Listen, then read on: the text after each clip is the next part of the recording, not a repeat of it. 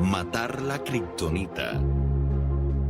Audiolibro de John Bevere. Destruye lo que roba tu fuerza.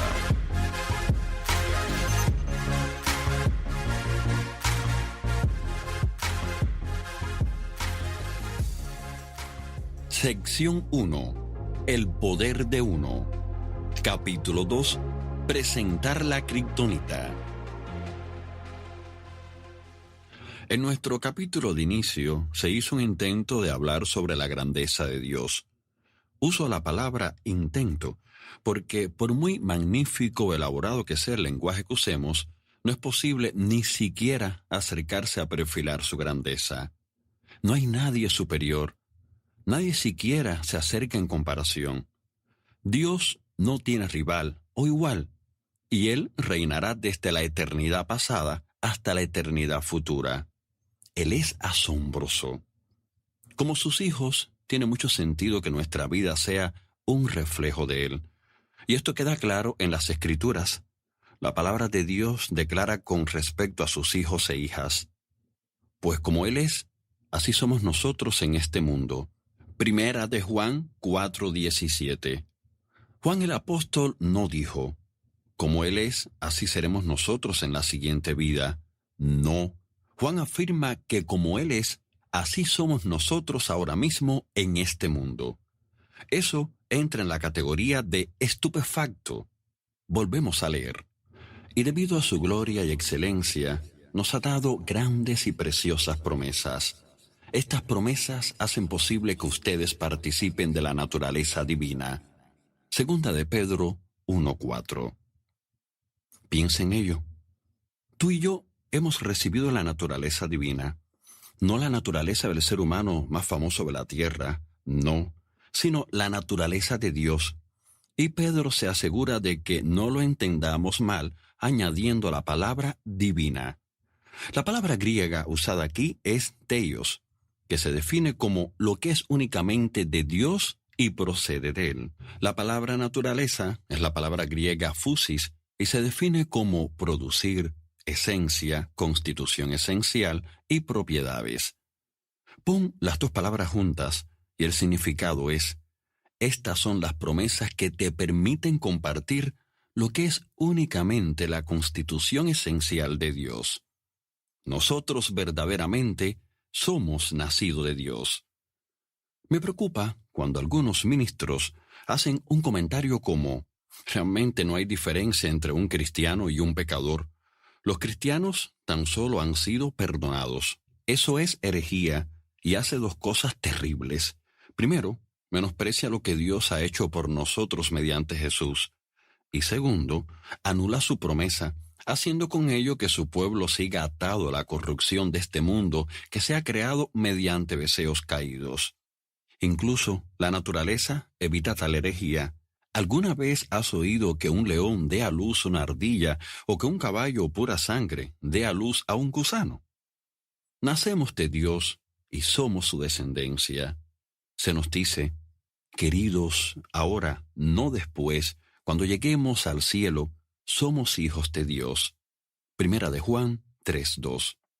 A la luz de ser sus amados, deberíamos manifestar un carácter desinteresado, amor incondicional, gozo indescriptible, paz que sobrepasa todo entendimiento, poder sobrenatural, bienestar, vitalidad, creatividad, sabiduría divina, entendimiento, conocimiento supremo y visión perceptible. Y esta lista está muy lejos de ser exhaustiva.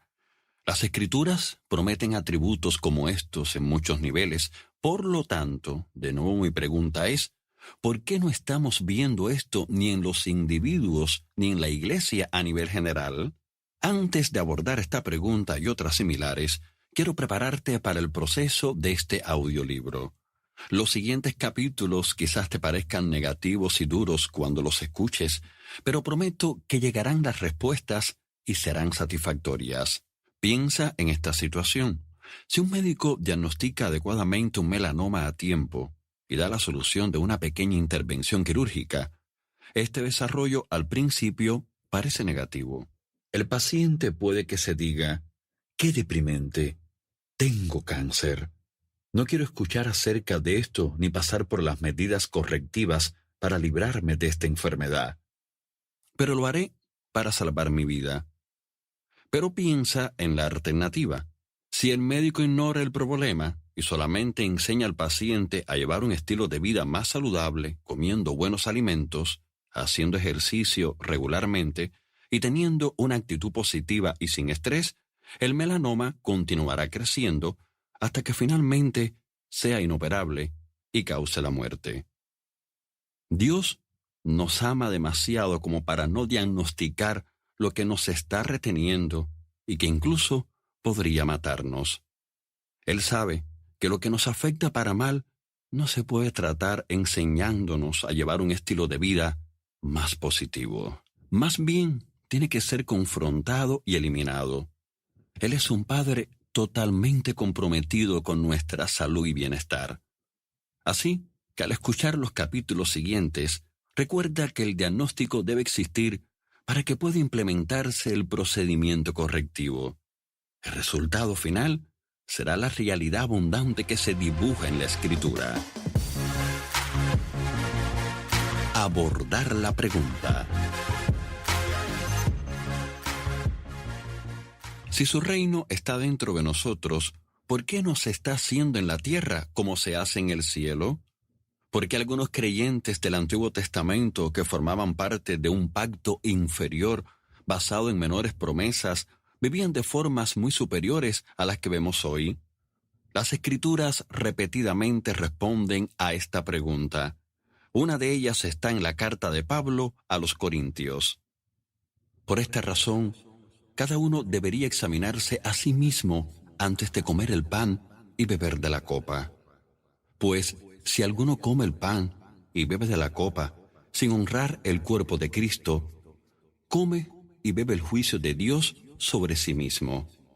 Esa es la razón por la que muchos de ustedes son débiles y están enfermos, y algunos incluso han muerto. Si nos examináramos a nosotros mismos, Dios no nos juzgaría de esa manera. Sin embargo, cuando el Señor nos juzga, nos está disciplinando para que no seamos condenados juntos con el mundo. Primera de Corintios 11, del 28 al 32. La irreverencia de los corintios durante la Cena del Señor se trata aquí, pero las consecuencias resultantes no están limitadas solo a las acciones que se especifican, como muchos han asumido. De hecho, la forma en que observaban la Cena del Señor como una comida completa es muy distinta al enfoque ceremonial de nuestros tiempos. Veremos, según avanza nuestro estudio, que la raíz que produjo el juicio fue su conciencia de desobedecer a Dios y, sin embargo, hacerlo de todos modos.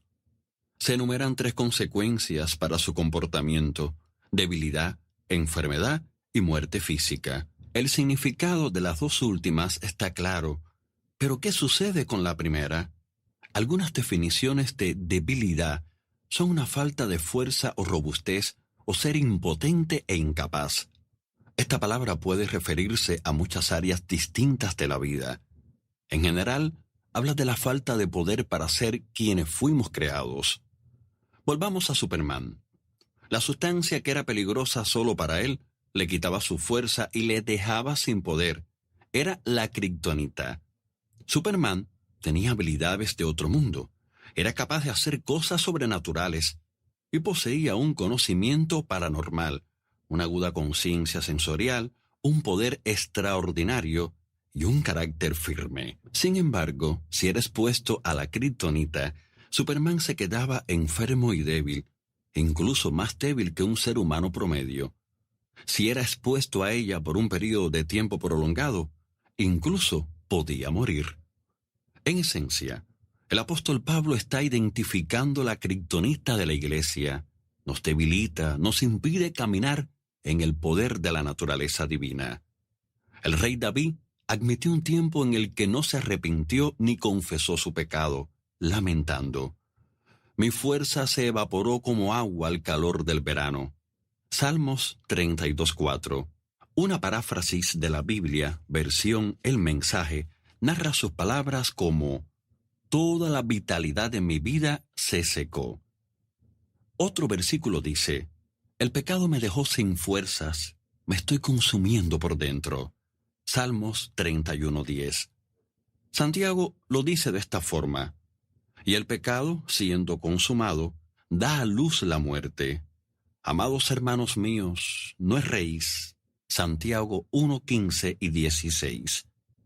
Santiago está hablando claramente a creyentes y nos advierte de no dejarnos engañar por el poder del pecado. Si el pecado no se trata, puede hacerle al creyente lo que la kriptonita podría hacerle a Superman, incluso hasta el punto de causar la muerte. Como consecuencia, Pablo, como un amoroso padre espiritual, advierte a la iglesia en Corinto y a nosotros de los efectos de la kriptonita espiritual.